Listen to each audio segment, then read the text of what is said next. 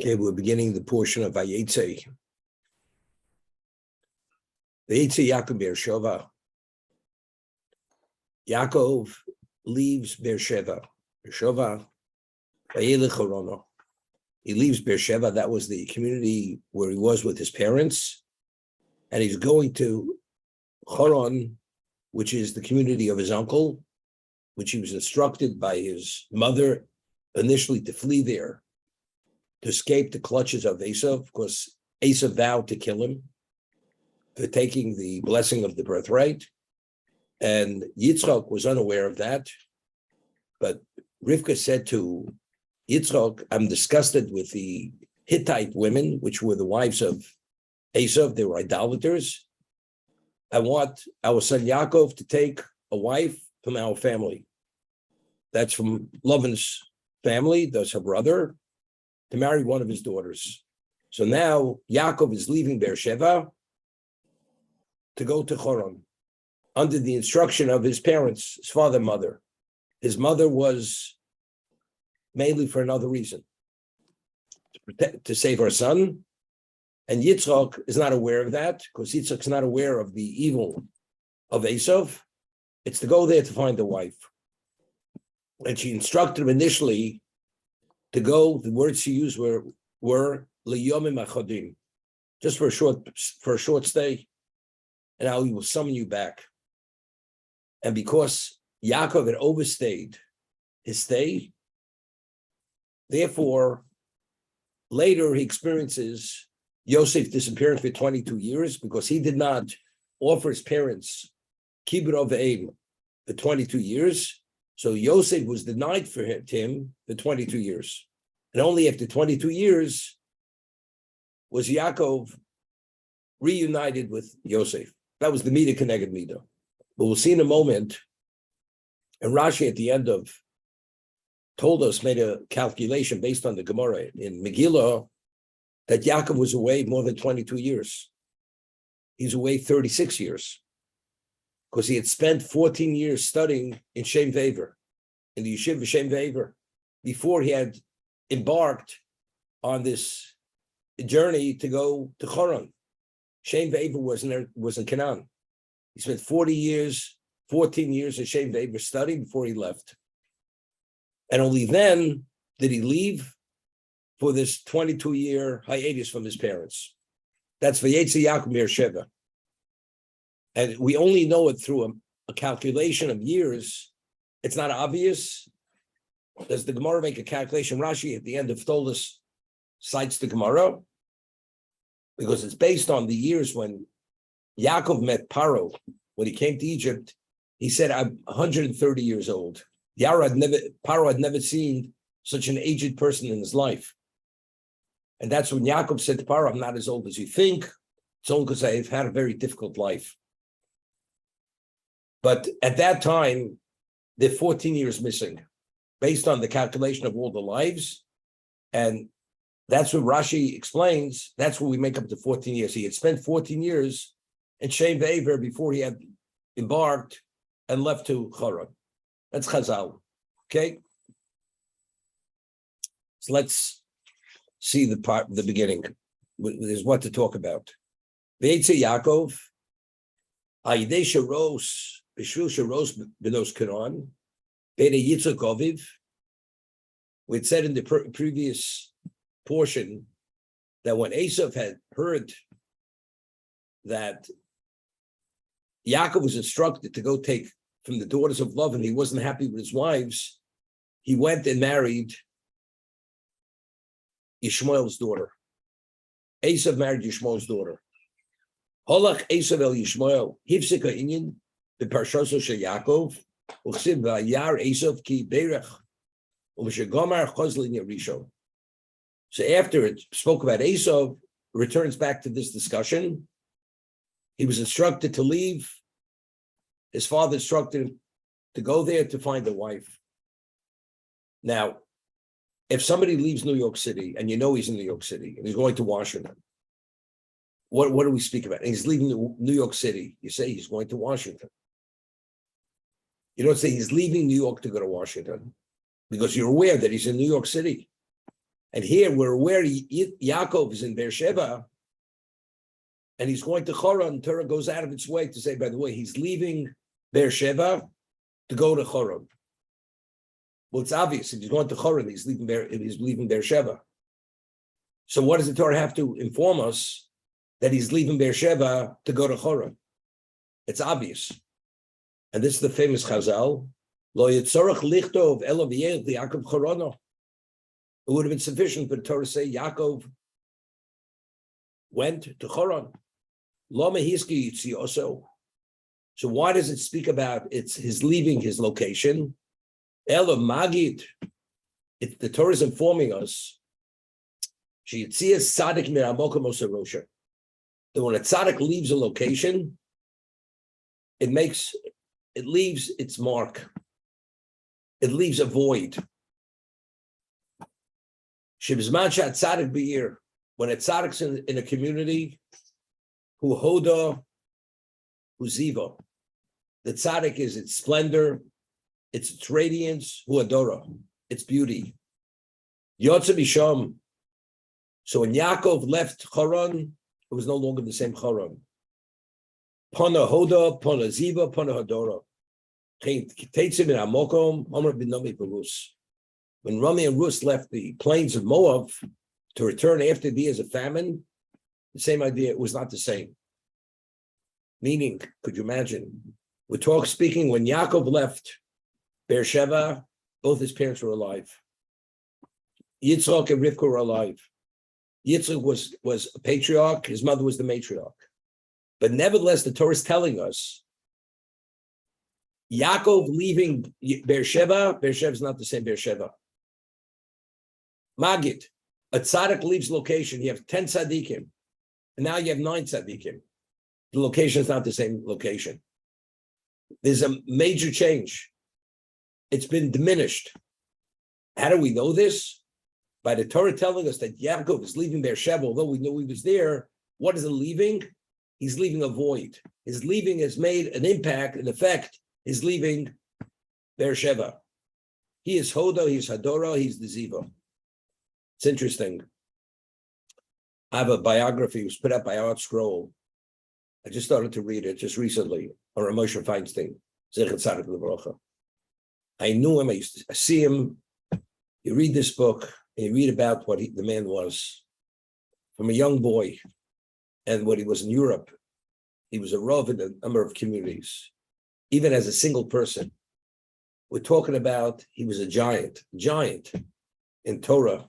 He was a giant in his character. He was a giant in his chesed. It's just amazing what type of person he was. And, he would walk on the street. So, he was a Rosh Hashiva, he wrote Responsa.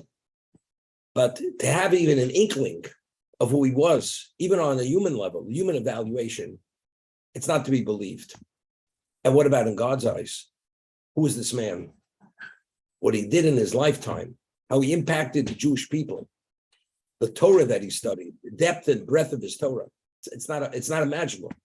The man had a photographic memory. He was instant recall, and the issues he dealt with and the difference he made. It's not to be believed.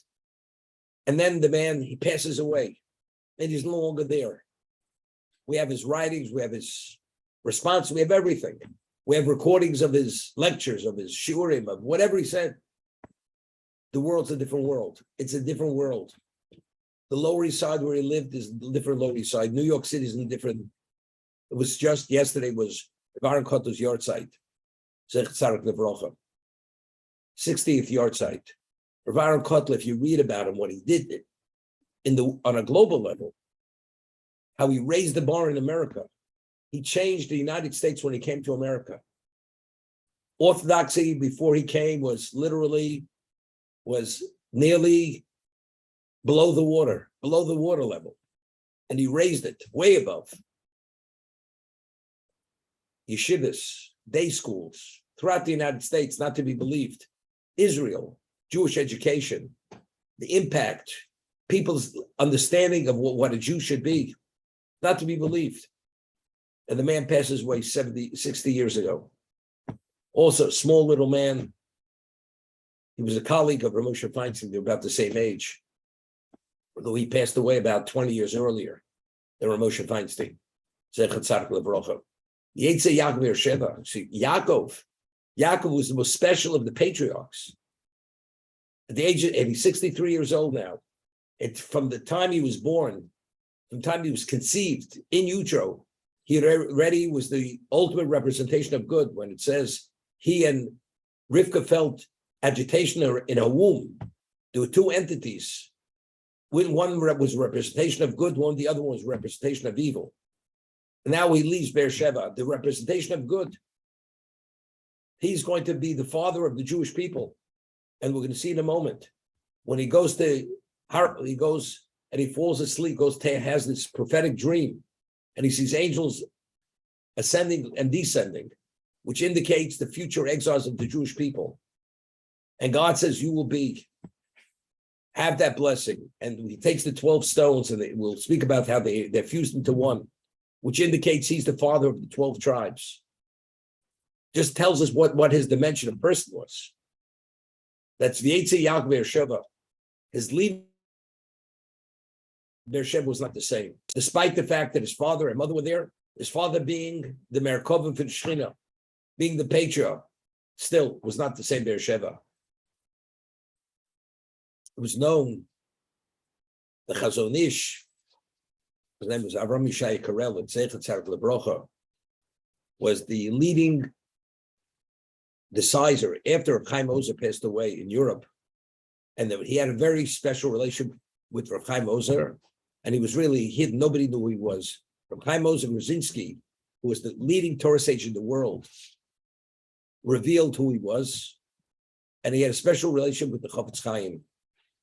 When the Chafetz Chaim passed away in 1933, question how old the Chafetz Chaim was he 98, 99, 103? It's a question. But the Chafetz Chaim, after he passed away, the Chazon Ish left Europe to go to Israel, to go to Palestine. Why? Because he said that as long as the Chafetz Chaim was alive, because of his dimension of Torah and Kedusha, Europe had the status of Eretz Yisrael. Once he passed away, he was going to Eretz Yisrael, the Chazon Ish. And they said in those days, there's a human map, there's a terrestrial map, and there's a heavenly map. The Chafetz Chaim lived in a town called Radun, the way it's on the map, Radun, R-A-D-U-N. The streets were not paved. It was like a little village. And if you look on the map of Europe, you'd see Berlin, a big black circle, bold letters, Berlin. Paris, London, you couldn't miss. That's how obvious its mark was on the map. Look for Radun, you had to take a magnifying glass to find Radun on the map. But there's a heavenly map. Radun in Hashem's map takes over most of the map. It's covered with Radun. London, Berlin, Paris, you barely could find them. Because in terms of their innate value of spirituality, importance in the world, they're totally irrelevant. Yetze Yaakov Beersheva, that who noticed it? Esav didn't notice it. It was just out of his eyes. The ordinary people didn't notice it, but it was a different reality. And Torah goes out of its way to reveal this fact, Magid, to teach us this, which you wouldn't have realized. Beersheva is no longer the same Beersheva.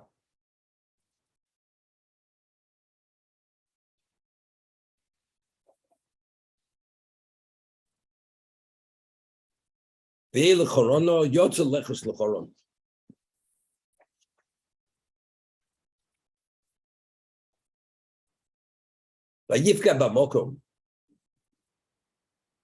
the location. Evidently, if we say he met the location, it must be a special location. And he slept there. Why did he sleep there? Kivo Hashemesh was the sunset. Well, isn't it obvious? When does a person go to sleep? And you're traveling, and you're out in the open, you go to sleep when it gets dark. You can't travel at night. But the Torah tells us, why did he sleep? Why did he spend the night there was the sun set. Sure, it said Vayolensha. He came to the location, he slept there. Does it have to give me a reason because the sun set? Discuss Rashi in a moment. V'yikach mi avnei hamokom. He took from the stones of the location, of that location, v'yosem Rash Yosef, and he put them around his head, or under his head, v'yishkav v'amoko mahu, and he slept in that location. Well, seems to be superfluous. It should say v'yishkav. If he's there, it says he slept there, because the sun had set. It should say v'yishkav. When he slept lying down. Does it have to be slept in that location? Again, that's totally superfluous. So Chazal tell us that, as we said before, he embarked to go to Choron. He spent 14 years in Shem Ve'ever. What was the level of his intensity of study in Shem Ve'ever? He never lied down. For those 14 years, his level of involvement, immersion in Torah was, he never lied down.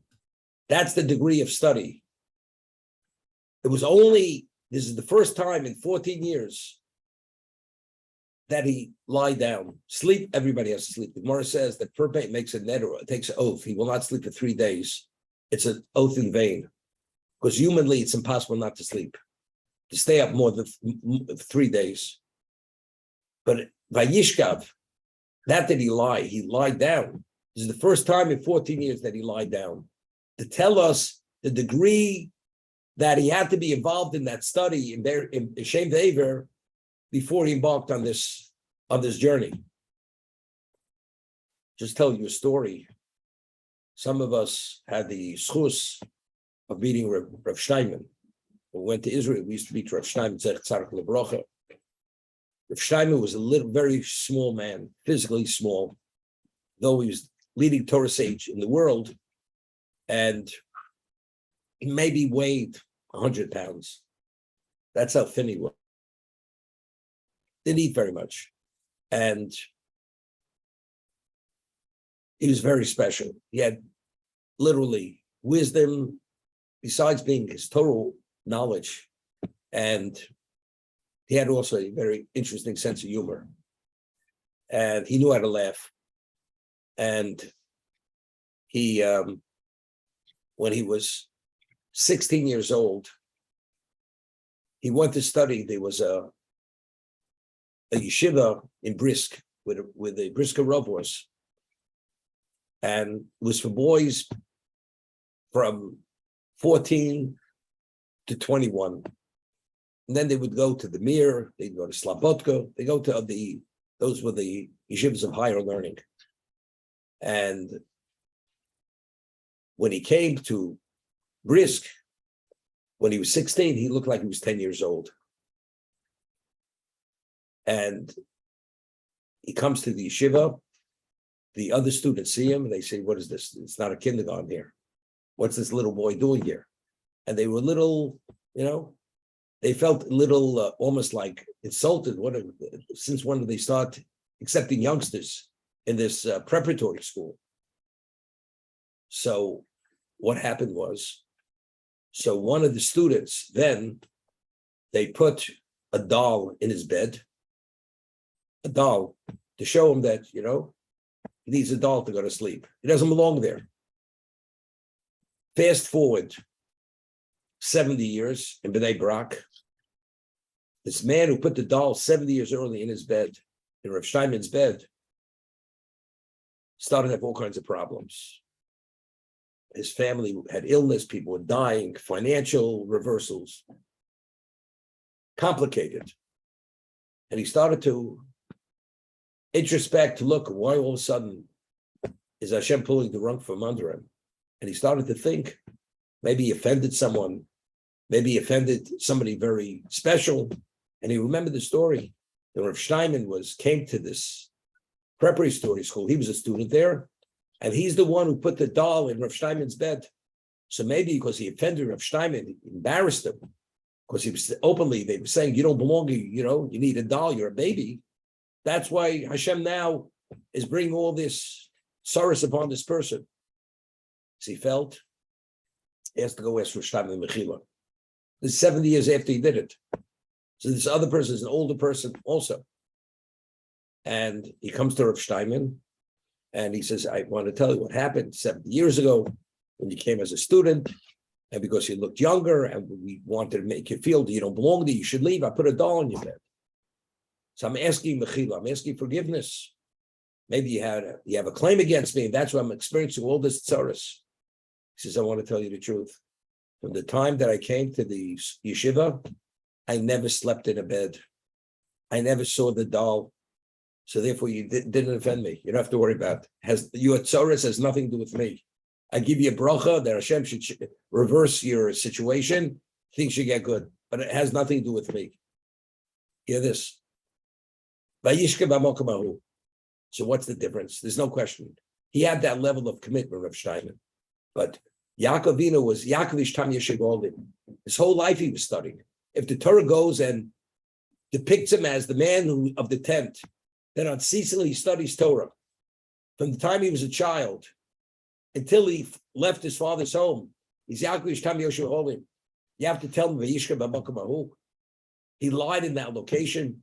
So evidently the Torah is telling us it's another level of immersion in Torah, that he did not allow himself to lie down for 14 years before he embarked on this journey. And on Har Moriah is the first time that he's lying down. That's how important that Torah study of 14 years was, despite the fact that he studied until the age of 63 unceasingly.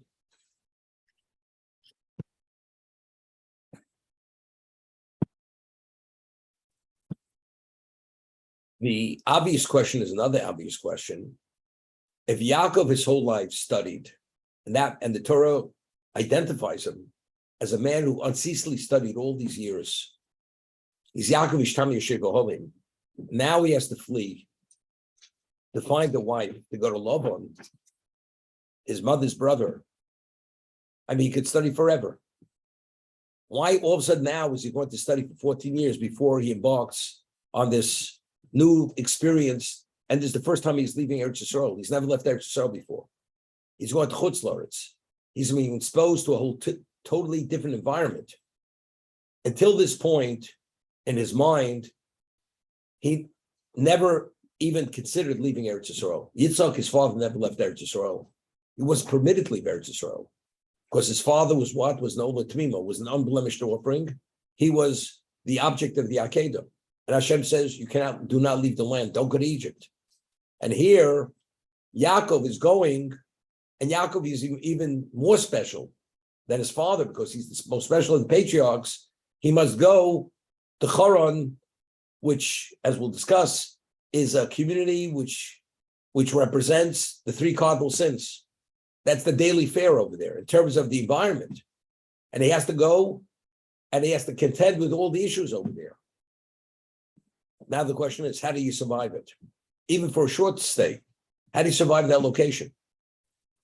So the way I always learned, he had to go now. So all the Torah he had studied until now was the Torah which addresses the issues which exist within Eretz Yisrael. Eretz Yisrael is Eretz HaKadosha. It's the Holy Land. And that doesn't change. Now he's going into what? He's going to the battlefront. Everything which represents in the negative spirituality, which is contrary to spirituality, is represented there. He's going to have to do with love on him. And when he asks for protection from Hashem, he wants to be protected from Gilei Arash, Shfichas Dam, and Avodah Zorah. Adultery, incest, idolatry, and murder. All that, because he understands where he's going. How he can be compromised, even at an infinitesimal level, but he'll be compromised. He has to be protected. Now, how do you protect yourself? If we speak about Borasi Yetzer Borasi Torah Tavlim, that the only antidote for the evil inclination is the study of Torah, the Torah that he needs to deal with those issues of what the community represents, he's going to Shem Aver. Why? Because who's Shem and Aver? The son of Noah. Shem lived pre-flood. He understood exactly what these issues were. So the Torah he has to study to contend with every one of these issues. This is on a very advanced spiritual level to deal with all these counter forces, these nether forces, which are there and nowhere else. He has to study that special Torah. And he has to study and become totally proficient and expert in it to be able to deal with it. Therefore, for 14 years, he was there studying this, absorbing this. To what degree? What was his degree of immersion? For 14 years, he did not lie down because he knew everything was at stake. That Torah was so vital, everything was at stake. He did not allow himself to lie down. Like a person's in the battlefront and you're in the trenches. You never lie down. You're always ready for the next moment of battle. That's how we had to prepare for this new experience in life, to deal with all the encounters that he's going to have in Choron, with his farmer, with that community. Therefore, it's Vayishka B'Makom. That's the way I understood it always. That's why he had to spend 14 years there to contend with all those issues. So as a result of that, when there was a claim against him for being away from his parents, not addressing his responsibility of kibbur of aim, he's only liable for 22 years, not for those 14 years. However, if you look in Rashi in last week's parsha, it's really the words of the Gemara. It says, why was he never held accountable? It's because in the schus of Talmud Torah, because he did a mitzvah, the mitzvah of Talmud Torah, we say Talmud Torah connected Chulam, that mitzvah protected him. Say more basic, because it's something he had to do. He had no choice. He had no choice but to go there to study for those 14 years. That's the reason. So it's not the mitzvah of Talmud Torah protected him. So why do we say the mitzvah of Talmud Torah? I'm saying, if the reason why going there, because it wouldn't have been survivable unless he spent those 14 years. So of course, how could he be held accountable? Going there without going to the battlefront with the necessary weaponry and protective armor, you don't have a chance. Therefore, he's only held accountable for 22 years. It's not the mitzvah of Talmud Torah. Okay? So I'm just pointing out this difficulty, which the answer to Mark's question would be the answer to this too. Right? Eliphaz pursued him. And Eliphaz took everything from him. He gave up everything. All the wealth. Because if he would have had that wealth, he would have negotiated the deal as Eliezer, and he would have been there for a short stay, and he wouldn't have violated the dictate of his mother. And the 22 years he wouldn't have had to experience of Yosef being denied to him. Okay? Now,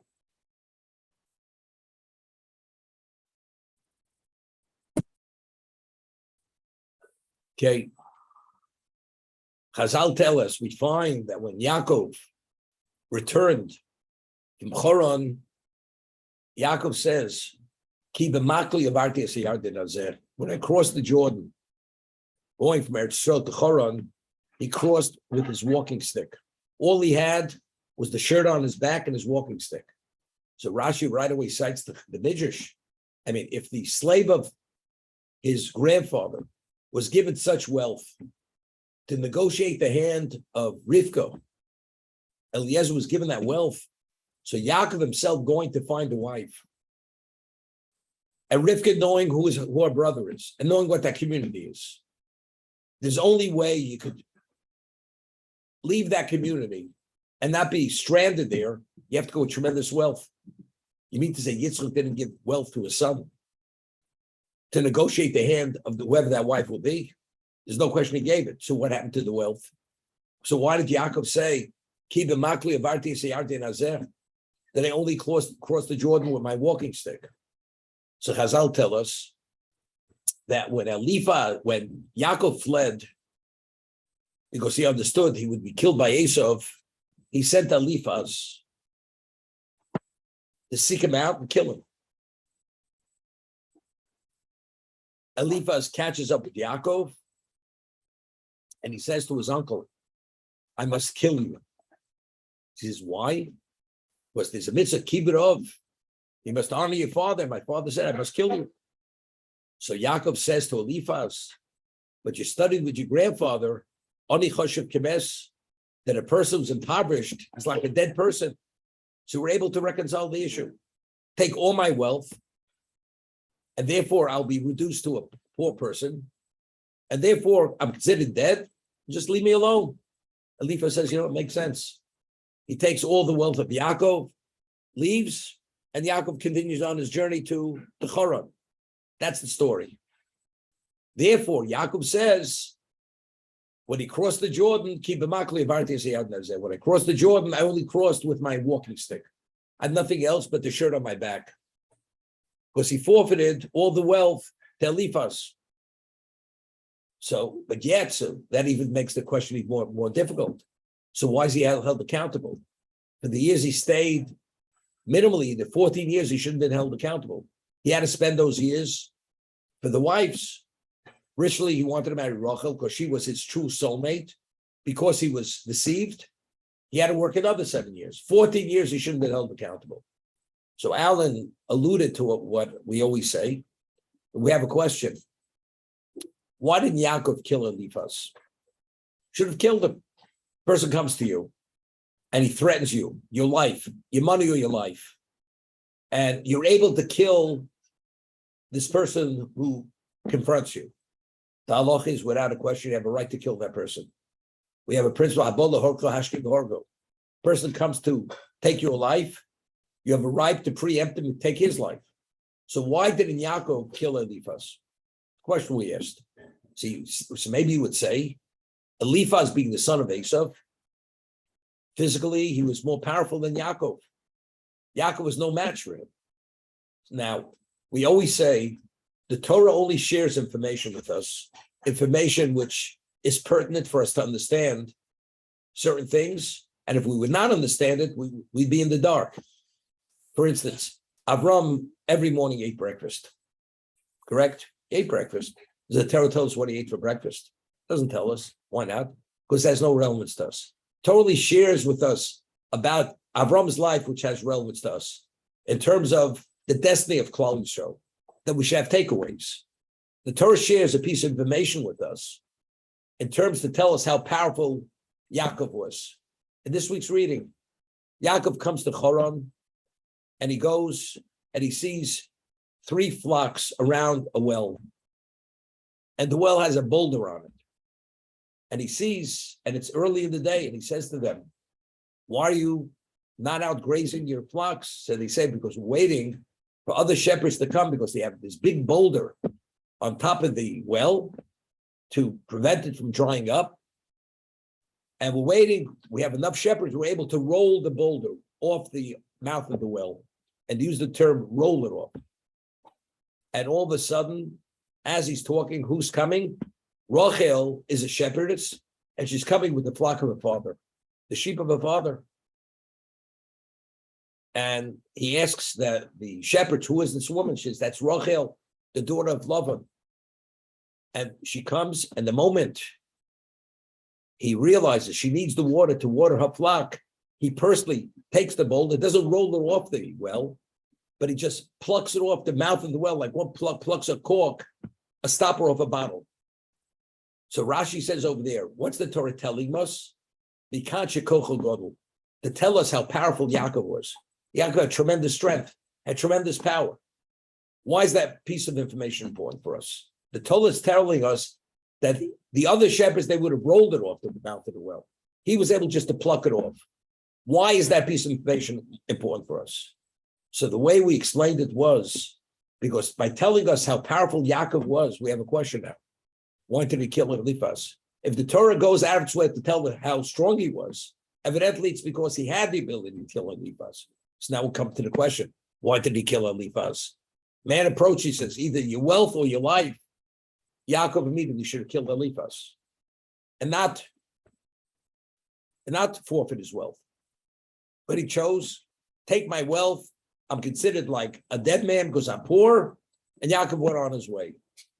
So we had said was, Over here in this week where I just read the pasuk, he took the stones of the location. And when he awakens, the stones became one stone. And the Chazal tell us, which is Rashi doesn't cite this medrash, how many stones did Yaakov take to put around his head? 12 stones. Why? Because it was part of the Sorah, the tradition, that the patriarch of the Jewish people will father 12 sons, and they will be the tribes of Israel. And Yaakov didn't know if he achieved the level of spirituality with himself, perfecting himself, that he was qualified to father the 12 tribes. And he took the 12 stones with the intention to see that if the 12 stones would be fused into one, that would be a confirmation that he will be the ultimate father of the Jewish people. And when he awoke, the 12 stones became one. So this was a confirmation. He was going to be the patriarch of the Jewish people, the father fathering the 12 tribes. He was at that level. How old was Yaakov now? When he took the blessings, he was 63 years old. 14 years, he spent in Shem Be'er. So how old is he now? He's no youngster. Correct? At this age, he achieved that level of perfection with all the study, and now it says Vayishka b'makom hahu. He understood that based on his own level of spirituality, that would determine the spiritual dimension of his children. If his own spirituality is compromised as much as iota, the children he will father, the children he will mentor, are not going to be at the same level. A person who kills and a person who doesn't kill, the halacha is a Kohen who kills. It's a question in halacha and Shulchan Aruch, who kills even inadvertently. Is he qualified to do the avodah, the Beis Hamikdash? Because he has blood on his hands. Is he qualified? Question. Yaakov did not want to any degree to take a life because he was concerned taking a life would compromise his spirituality. So he made a decision. I'm willing to forfeit my wealth, regardless of the consequences to him personally. Not to compromise who he is, not to take a life. As a result of that, he had to spend all those years to work for those wives. So that even the 14 years, if he would have had the wealth, he would have killed Eliphaz, he would have negotiated the hands and leave immediately. But because he made a choice to kill Eliphaz, not to kill Eliphaz, therefore he created his own predicament. This happened before he went to Shem Be'er. So even the 14 years in Shem Be'er, that he needed that fortification, that Torah to protect him, that's only because that's the way he wrote the script. He created his own scenario. As a result of that, therefore there's accountability. There should have been accountability even if they're 14 years. Why wasn't he accountable? Because the mitzvah of Talmud Torah protected him, and therefore he wasn't accountable. He was only accountable for the 22 years. Okay, the buzzer went off. We're going to continue this tomorrow. Rabbi, just one final thought. Rivka